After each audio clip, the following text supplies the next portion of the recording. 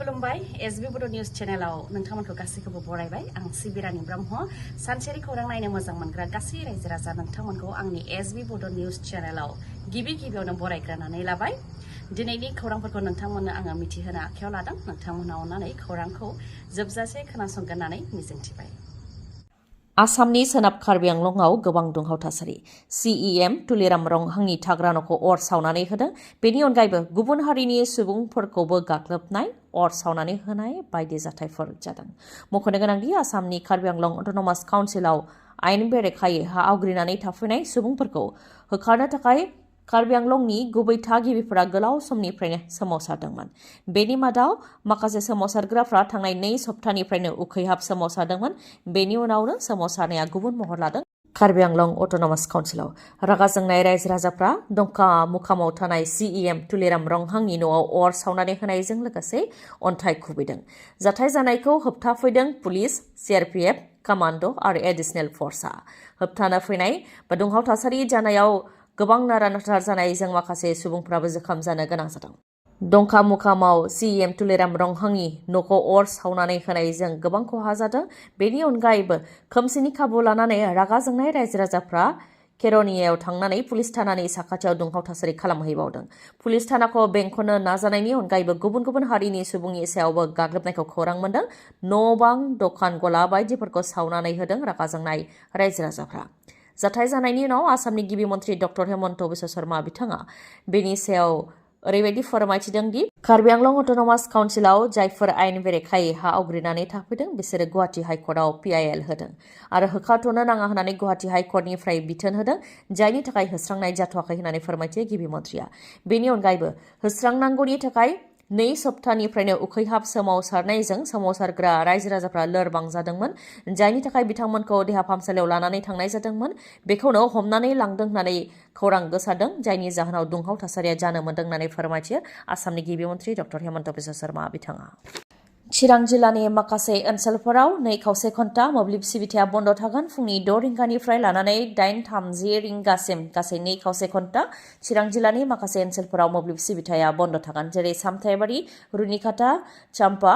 कारिगाव गुरुबासा बेफोर ओनसोलफोराव 2.5 घन्टा मोब्लिब बन्द थागोन फुंनि 6 रिंगानिफ्राय लानानै फुंनि 8 रिंगा 30 मिनिटसिम मोब्लिबा बन्द थागोन बङाइगाव इलेक्ट्रिकेल साब डिभिजन 2 नि सिङाव सामथाइबारि 33 केबि सामथाइबारि फेडारखौ सोलायनाय खालामदों बा शिफ्ट खालामनाय खामानि जादों बेनि थाखायनो मोब्लिबा बन्द थागोन चिरां जिल्ला बिजनीनि बर'लावगावआव थानाय थेंफाख्रि फोथाराव बर' थुनलाइ आफादनि 65थि बोसोरारि जुथुम्मानि थाखाय थागथियारि खालामनाया जागासिनो दङ माबायदि थागथियारि जादों बा माबायदिहाय लाहार फाहार जादों बेखौ आफादनिफ्राय ओरैबायदि फोरमायथिदों दि बे गेदेर दिन्थिफुंसालियाव 500नि बांसिन गला थागोन जेराव बर' माहारिनि दानाय लुनाय सि जोम जानाय लोंनाय गाननाय जोमनाय बिजाब मेला बायदि बायदिखौ दिन्थिफुंनाय जागोन 500नि बांसिन गलाफोरनि मादाव फ्राय आबुं जाबाय बा बुक जाखाजोब्बाय होननानै फोरमायथियो आरो बर' हारिनि हारिमु दिन्थिफुंनो थाखाय राव हारिमु थुनलाइखौ फेहेरनो थाखाय सानहर खामानि मावगासिनो दं होननानैबो फोरमायथियो बिथांमोनहा जानुवारि दाननि 9, 10 आरो 11 बे सानथामाव बर' थुनलाइ आफादनि बे गेदेर जथुम्माया जागोन जेराव बिटिसिनि मोन 22 बिफान टुरिज्म मेडिकेल आरो गुबुन बिफानफोराबो बेयाव बाहागो लागोन होननानै फोरमायथियो खुंफुं आफादनिफ्राय गौरां दैमानि सायाव मासुरघाट दालां लुनो थाखाय अन्थाइ खाम्फा बेखेवदों बिटिसिनि गाहाय हाग्रामा महिलारि बिथाङा 10 कौटि रांजों लुफुंनाय जागोन क'क्राझारनि मासुरघाट दालांखौ फैगौ 1.5 बोसोरनि गेजेरावनो दालांखौ आबुं महर होनाय जागोन होननानै फोरमायथियो बिटिसिनि गाहाय हाग्रामा महिलारि बिथाङा लोगोसेनो दालांजों नांजाबनाय लामाफोरखौबो जायफोर लामाफ्रा बायनानै दङ बेफोर लामाफोरखौबो फोसाबनाय जागोन बा फाहामनाय जागोन होननानैबो रादाय होयो बेनि अनगायैबो हा पाट्टा राननानै होनायनि बेलायावबो खुगा बेखेवो हाग्रामा महिलारि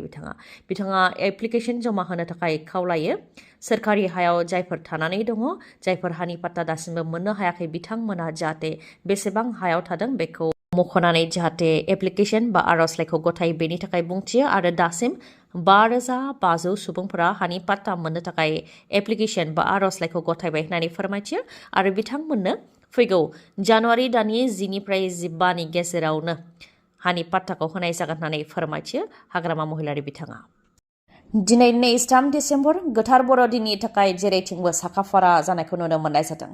दखान गला जेरावबो जेरैथिंबो गोथार बर'दिननि थाखाय साजायफबनायखौ नुनो मोननाय जादों। फारसेथिं ख्रिस्टियान धोरोमारिफोराबो गोथार बर'दिनखौ फालिनो थाखाय साखाफारा जादोंसै। गाननाय जोमनाय, न' साजायनाय बायदि मुवा बेसाद बायनायजों लोगोसे जानाय लोंनाय बायदि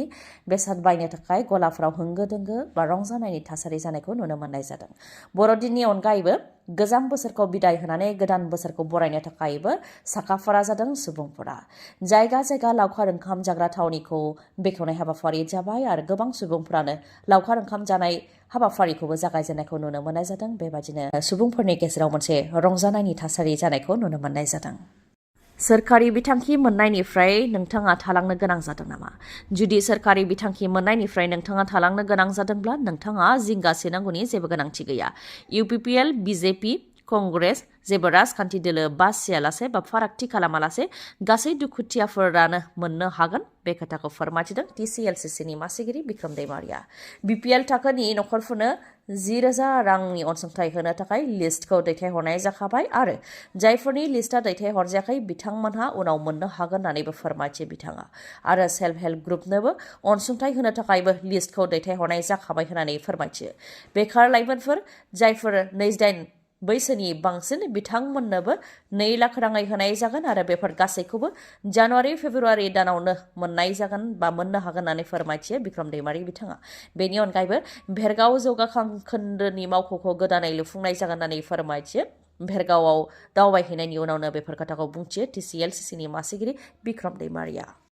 सिखोना जोहोलाव हादरारि हाग्रामाखौ फोजोबस्रांनो नाजानायनि सायाव गोख्रों जानायखौ फोरमायथिदों चिरांनि DFO कुन्जन बसुमतारी बिथाङा। रायखांनो गोनांदि थांनाय माखासे सान सिगां सिखोना जोहोलाव हादरारि हाग्रामायाव हाग्रा एवस्रांनानै हा दखल खालामनो थाखाय माखासे सुबुंफोरा आखायाव सिखा, रुवा बायदि लानानै हाग्रायाव हाबदोंमोन। जेराव हाग्रा बिफाननिफ्राय हेंथा होनायाव दान्थे बिदान्थे थासारि जानायखौबो नुनो मोननाय जादोंमोन। हाग्रा फोजोबस्रांनो लानायनि हेंथायै हाग्रा बिफाना गोख्रों जादों होननानैबो फोरमायथियो चिरां जिल्लानि DFO बिथाङा। हाग्रा एवस्रांनायनि अनगायैबो हाग्रानि जिब जुनार दाउमा दाउसा हमनायनि हेंथायैबो गोख्रों जादों। जेराव दाउ थ्रिलिं बुथारनानै जानाय भिडिअ'आ गोसारनायनि उनाव बे दायाव सानैखौ एरेस्ट खालामदों आरो जं, जे, बोरला, थिर बायदि लानानै हाग्रानि मै हमनो थाखाय माखासे सुबुंफोर हाग्रायाव हाबनाय गासै 7खौबो हाग्रा बिफाना एरेस्ट खालामदों होननानै फोरमायथियो चिरां जिल्लानि DFO कुन्जन बसुमतारी बिथाङा।